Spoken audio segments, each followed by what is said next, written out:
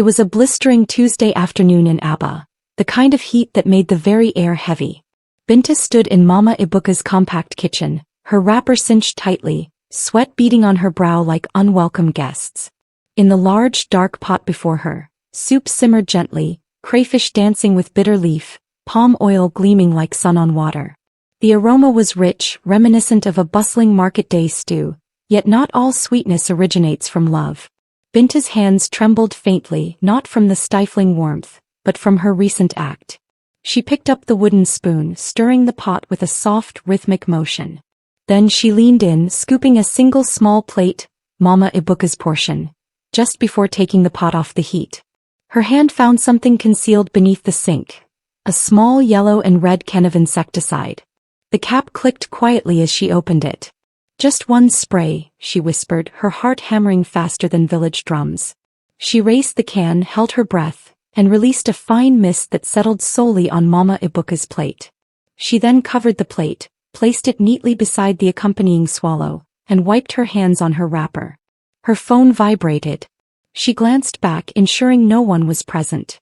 The kitchen was silent save for the simmering soup and the blaring radio in the sitting room. She retrieved her phone from her back pocket. One message: "Have you done it? She mustn't see tomorrow." Unknown number. Binta stared at the screen, her gaze unwavering. She deleted the message instantly, then returned to the stove, lowering the gas. Behind her, Mama Ibuka's radio blared news of another protest erupting in Owerri, but within that house in Abba, a far greater explosion was imminent. Binta stood motionless for a moment. The kitchen's heat was oppressive, but a chill gripped her. The soup was ready and so was she.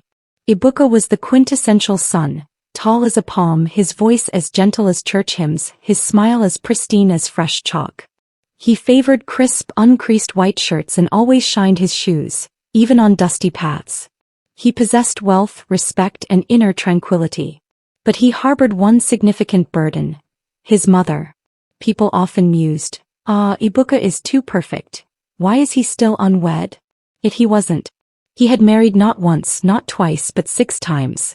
The first wife lasted 11 months before leaving. The second packed her belongings after 7.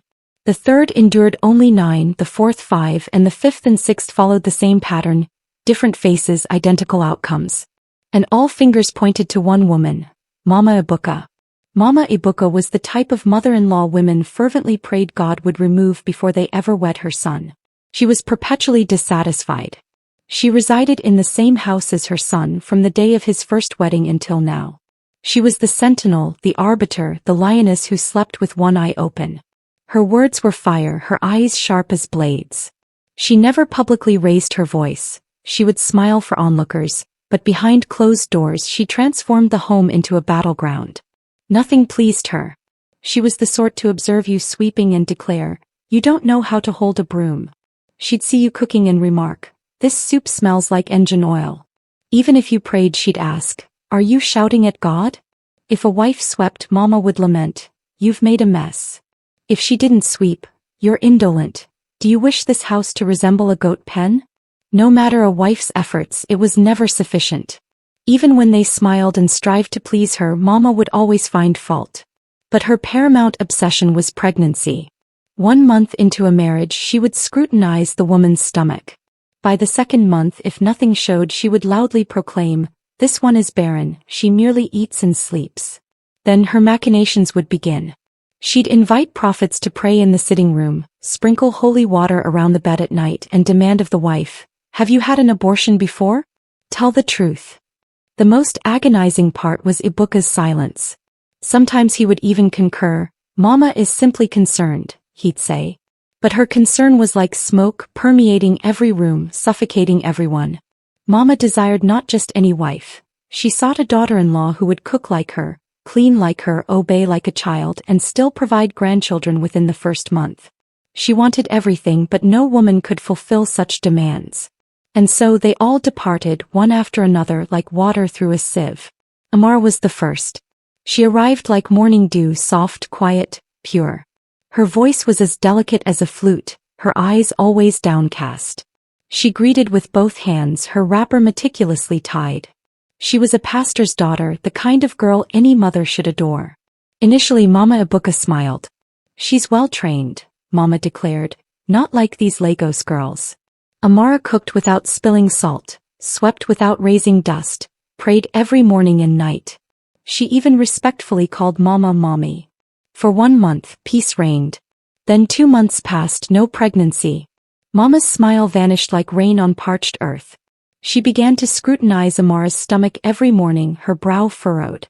One Sunday Mama produced holy water. Drink this before you cook, she instructed.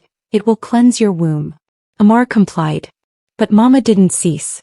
One afternoon as Amara prepared soup, Mama poured holy water directly into the pot. It will make the soup stronger, she said with a smirk. Then the prophets started arriving. One claimed to see a dark spirit. Another insisted someone was concealing something. Mama ordered Amara to kneel. Confess now, she demanded. Have you had an abortion before? Amara remained silent, her eyes brimming with tears. Each day became a conflict. The kitchen, the bedroom, the sitting room, all transformed into battlegrounds. But Amara never raised her voice, never insulted. She simply endured in silence. And when the 11th month arrived, she folded her clothes, packed her bag and left. No screams, no slaps, no curses. Just tears on her cheek and a Bible tucked under her arm. Mama stood at the door declaring, "She's not resilient. She would have killed my son with her silence." But Amara's silence was more resonant than any cry. And as she departed, the house fell quiet once more until another wife arrived. This one was anything but quiet. She was, in fact, fire. Her name was Tina. She didn't enter the house like a lamb. Tina strode in like thunder. She wore red lipstick, laughed loudly, walked with purpose. Her words were sharp as broken glass. She feared no one, not even Mama.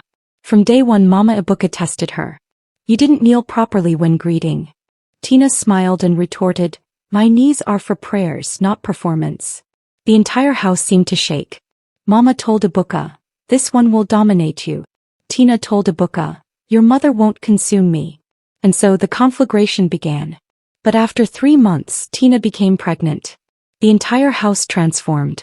Mama began to smile again. She even helped Tina sit when her legs swelled. "She will give me my grandchild," Mama announced. They all waited. Then the baby arrived, a boy, strong, robust, healthy. People danced, rice flowed, neighbors arrived with wrappers and gifts. Mama sat in her chair, chewing cola nuts, radiating pride until someone remarked, "Congratulations, Mama, another grandson." Mama's expression shifted. "Another boy," she muttered. She forced a smile, but her eyes revealed the truth. She had 5 sons, no daughters. She yearned for a granddaughter, someone she could adorn with beads, braid hair, and hear call her Mama in a small voice. But Tina gave her a boy. After that day Mama changed again. She claimed Tina was careless. "You hold the baby like he's a loaf of bread," she said. She accused Tina of disrespect. "You dress like you're going to a club." She even told Ibuka, "She's manipulating you with the baby." The house descended into war. Tina shouted, Mama shouted louder. Ibuka attempted to keep the peace, but his voice was too faint. One night Tina packed her bag. She clutched her baby tight. She looked at Ibuka and declared, "I gave you a child, but I won't lose my sanity." Then she walked out. Mama watched her leave. She wasn't wife material, she scoffed. But Ibuka stood at the window watching the mother of his child vanish. And just like that, another marriage ended. But Mama was not deterred. She still believed the next one would be better. After Tina, the door opened again. Her name was Oluchi. She was a nurse, wore a white uniform and moved with a sense of purpose. She worked night shifts at the hospital. Mama Ibuka disliked that. "No good woman leaves her husband at night," she proclaimed. "Only witches fly at night." Oluchi laughed and countered, "Mama, people fall sick at night too." But Mama didn't laugh. Her eyes narrowed. "She's a witch," Mama whispered to Ibuka. "Check under her pillow." 9 months passed.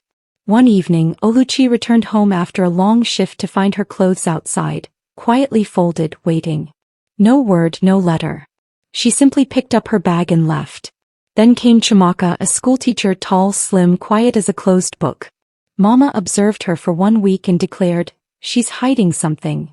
She found Chimaka's silence suspicious. "She doesn't talk.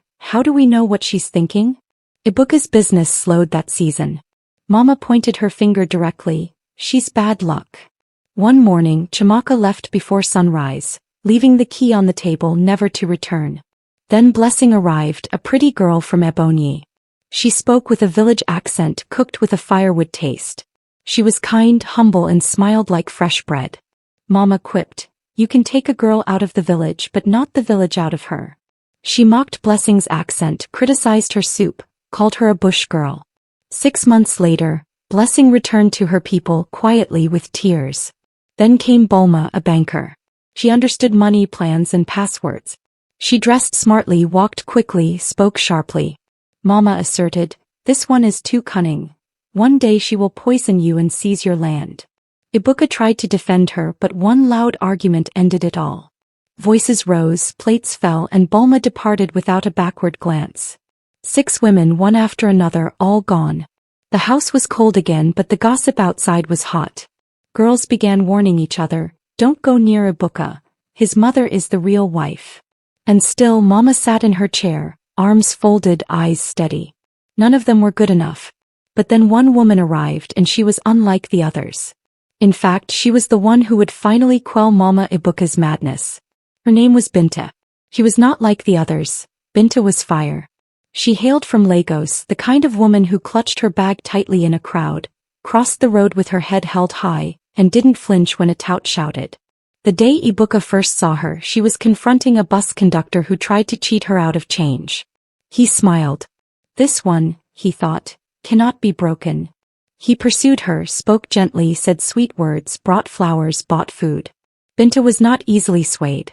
She had heard about Ibuka, she knew the stories. "Your house is a lion's den," she told him. But Ibuka pleaded, he swore Mama had changed. "She just wants peace," he insisted. Binta looked at him, then said, "Okay, but if your mother coughs, I will cough louder." They married. The wedding was boisterous. Music, food, people. Mama wore lace and smiled at guests. But at home, after the visitors departed, Mama's smile was lopsided. She scrutinized Binta from head to toe. "Lagos girl," she muttered. The real war had not yet begun, but it was approaching. Initially, Mama Ibuka behaved. She smiled when Binta brought food, nodded when Binta swept the floor, even offered her meat from her own pot once. But it didn't last. One afternoon, as Binta placed a bowl of stew on the table, Mama sniffed and frowned. "This one smells like kerosene," she said. "Are you cooking or burning tires?" Binta laughed it off. But the next day Mama said, "You cook like a mechanic. Everything is rough, even your soup has no respect." Binta tried to remain calm. She reported to Ibuka, "Your mother is not treating me well." But Ibuka rubbed his chin and said, "Just give her time, she means well." Binta blinked. "Time? She's already calling my soup fuel."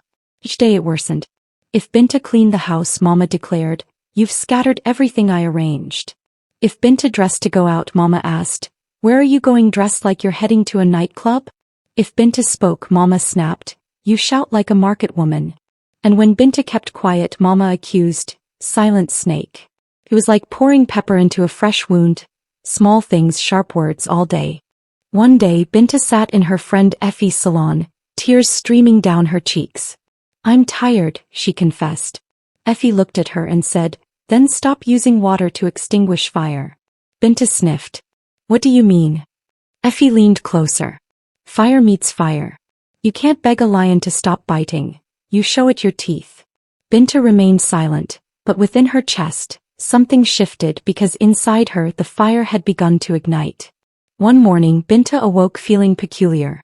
Her body was soft, her stomach churning gently. Smells became overwhelmingly strong. She felt drowsy even after sleeping. She bought a test kit, 2 red lines. She sat on the bed, staring, her heart a drum beating slowly, then faster, then slowly again. That night she told Ibuka. His eyes widened. He laughed like a child, lifted her and spun her around. "Thank you, Binta, you've brought light into this house," he said, his voice trembling with joy. Then Mama heard. She didn't frown this time. She smiled, a genuine smile, revealing her teeth. "Finally," she shouted, "my grandchild is coming." She brought pepper soup to Binta's room, offered her boiled ground nuts, even recounted childbirth stories. "You must rest well, eat soft food, no stress." Binta blinked. Was this real? Was peace finally here? Even Ibuka became gentler, more attentive. He rubbed her feet at night, made fresh juice on Sundays. The house felt warm again. Month 1, month 2, month 3. The belly grew. Mama touched it and said, "This one will be a girl, I can feel it." Binta smiled. Maybe, just maybe. The storm had passed. Then in the 7th month around 2 a.m. she felt a searing pain like fire coiling through her stomach. She screamed. Blood followed. Too much, too fast. Ibuka rushed her to the hospital. The nurse shouted, the doctor moved swiftly, but after many hours he emerged shaking his head. "I'm sorry, we couldn't save the baby." Binta heard nothing after that, only the sound of silence, the kind that leaves your bones feeling hollow. She returned home with empty arms. No baby, no smile, just darkness. Mama said nothing for 3 days. Mama didn't offer condolences. She didn't touch Binta. She didn't even ask, "How are you?" She simply tied her wrapper tightly and moved about as if nothing had happened. Days passed. Then one afternoon Binta was in the backyard washing plates, her hands deep in soapy water. The sun was hot, her wrapper damp with sweat. From the back door Mama's voice rose, loud as a church bell. "You're a witch." The plate in Binta's hand slipped and cracked in the water. "You killed my grandchild. You sacrificed that baby." Her voice was sharp, cutting through the yard, through the compound, through the neighbor's window. People paused. Someone opened a curtain. Someone whispered. Binta stood still, the water in the bowl trembling from her hands. She looked up, her mouth open, but no words emerged. Mama continued, "A womb like yours shouldn't carry children. You're the reason he died." Binta didn't reply. She walked away slowly, her legs heavy as stone. That night she didn't sleep. She simply lay on the bed, staring at the ceiling, eyes wide open, her back to Ibuka, her heart pounding like a village drum. Over and over Mama's words echoed in her head. "You're a witch. You're a witch." And deep within her chest, something broke, something silent but strong. The next day Binta left the house. She wore no makeup, no scarf. She simply wore slippers and a wrapper and walked. Her legs moved, but her heart remained behind. Her eyes looked ahead, but her mind was distant, empty, dark, heavy. She reached Arriere Market without knowing how. The noise didn't penetrate her ears. The traders, the shouting, the music, all of it felt remote. She sat on a wooden bench near the pepper sellers. Then someone touched her shoulder. She turned slowly. It was Kayamika, quiet Kayamika, the 4th wife, the one who never spoke, the one who left without a sound. Binta blinked. "You?" she whispered. Kayamika nodded, her face calm as evening rain. They walked to a small joint nearby and sat on a bench under an old umbrella. The wind blew. 2 bottles of malt stood between them. They drank. Kayamika didn't rush. After a few minutes she said, "You're not crazy." Binta looked at her. "I know what you're going through," Chimaka said. "That woman, Mama Ibuka, she's not ordinary." Binta's hand tightened around the bottle. Chimaka leaned in, her voice low. "She acts like she wants to protect her son, but the truth is she wants to own him. No wife will ever be enough for her." Binta blinked rapidly. Chimaka took a deep breath. "I tried to stay. I tried to fight back. But she's strong, not just with her mouth, but with her spirit." Binta's lips trembled. "What should I do?" Chimaka looked around, then leaned closer. "You remove her." Binta frowned. "Remove." Chimaka's eyes were steady. "Poison. Just a small amount, just enough not to kill, just to rattle her. Let her feel fear, let her stumble a little." Binta was silent. Chimaka sipped her malt, wiped her mouth and said, "There's one that works. I can get it. You cook, you spray only her plate. When she starts shouting, you let Ibuka hear her, then tell him everything she has done. Her mouth will run. Let her expose herself." The breeze blew again. Binta looked down at her drink. She didn't answer, but her silence was no longer soft. That evening, Binta returned home before sunset. She didn't speak much. She didn't sweep. She didn't linger in greetings. She simply entered the kitchen. She brought out egusi, crayfish, bitter leaf, palm oil. She cooked slowly, meticulously, with the same hand that once served with love. But tonight that hand carried a secret. The soup smelled delicious, the same one Mama liked, the same one Mama used to call, "The only thing this girl can cook well." As it boiled, Binta opened the cupboard. She pulled out a small yellow can, the same one Chamaka told her to acquire. She shook it once, opened it, sprayed softly, only inside one plate, Mama's own. Just that one. Then she covered it, served it hot, swallow alongside water in a cup. Mama, she called, your food is ready. Mama emerged with her usual expression, a half glance, half mouth set. She sat. She ate spoon after spoon, chewing as if everything was normal. Ibuka wasn't home yet. Binta sat on the couch, her eyes fixed on the wall clock, her ears alert. 10 minutes passed, then 15. Then, at exactly 30 minutes, it began. Mama clutched her stomach, her eyes wide. She screamed, "My stomach! My stomach!"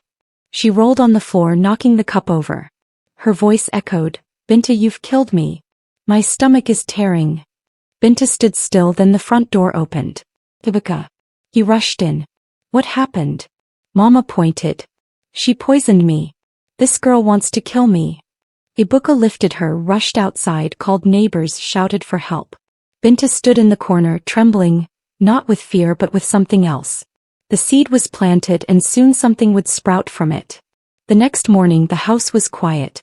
No radio, no pots clanging, no sweeping broom, just silence. Then Mama's voice came from the room. "Call everyone," she said. Ibuka helped her sit on the big chair in the parlor. Binta emerged, her hands still damp from washing. 2 neighbors were already standing near the door.